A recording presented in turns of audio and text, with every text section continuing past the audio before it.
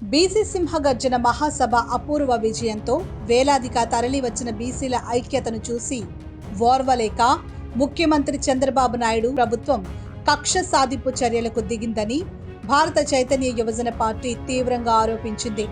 సభకు ర్యాలీగా వచ్చి ట్రాఫిక్ అంతరాయం కలిగించారని, డీజేలు ఉపయోగించారని ఆరోపిస్తూ పార్టీ జాతీయ అధ్యక్షులు బోడే రామచంద్ర యాదవ్పై పోలీసులు నమోదు చేసిన కేసును అక్రమ కేసుగా పార్టీ అభివర్ణించింది.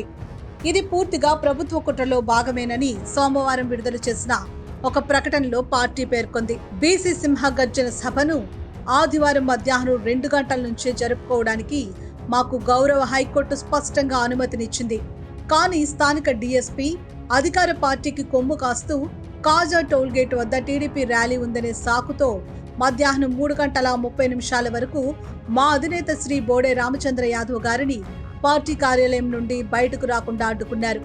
3:30 సభకు బయలుదేరవచ్చునని వాట్సాప్ ద్వారా సమాచారం ఇచ్చి ఆలస్యం చేసింది వారే అని పార్టీ ఆ ప్రకటనలో వివరించింది.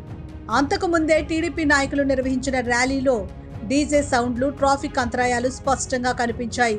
కానీ పోలీసులు ఆ పాపాలను, ఆ తప్పులను మా అధినేతకు ఆపాదించి సెక్షన్ 30 పోలీస్ యాక్ట్ను ఉల్లంఘించారంటూ ఆయనపై అక్రమంగా కేసు బనాయించడం దుర్మార్గం.